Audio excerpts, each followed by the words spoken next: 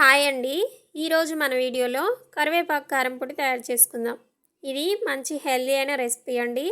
ఈ కారం పొడి వేడివేడి అన్నంలోకైనా, ఇడ్లీ, దోశ, ఉప్మా వంటి టిఫిన్స్లోకైనా చాలా అంటే చాలా బాగుంటుంది. మరి ఇంకెందుకు ఆలస్యం, ఈ కారం పొడి ఎలా తయారు చేసుకోవాలో చూసేద్దాం. ముందుగా స్టవ్ ఆన్ చేసి ప్యాన్లోకి 1 స్పూన్ ఆయిల్ తీసుకొని వేడి చేసి ఇందులోనే 2 స్పూన్ల శనగపప్పును వేయించుకోవాలి. అవి వేగాక 2 స్పూన్ల మినపప్పు వేసి వేయించుకోవాలి.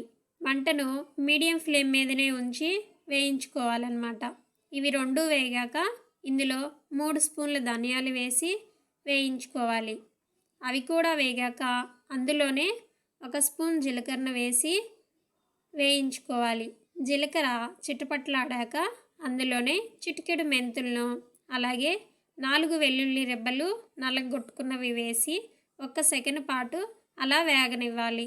అందులోనే 25 వరకు ఎండుమిర్చిని వేసి వేయించాలి. 1 నిమిషం పాటు ఈ ఎండుమిర్చిని వేగనివ్వాలి.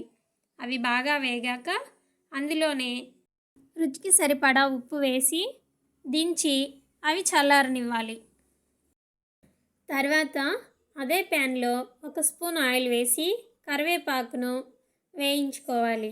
కరివేపాకును మంచిగా కడిగి ఆరబెట్టుకోవాలి. కరివేపాకులో తేమ మొత్తం ఆరిపోయాక ఈ కరివేపాకును ఫ్రై చేసుకోవాలి.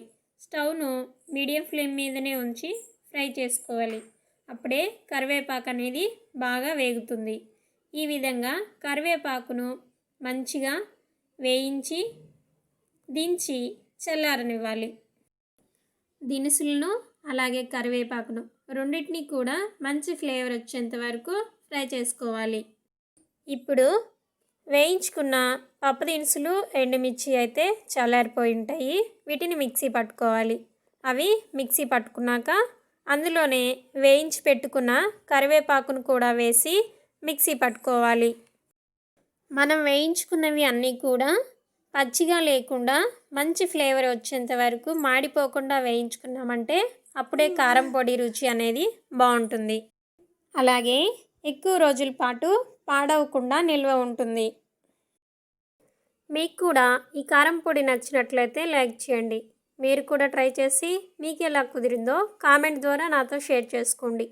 ఇలాంటి మరెన్నో కుకింగ్ వీడియోస్ కోసం మన ఛానల్ని సబ్స్క్రైబ్ చేసుకోండి.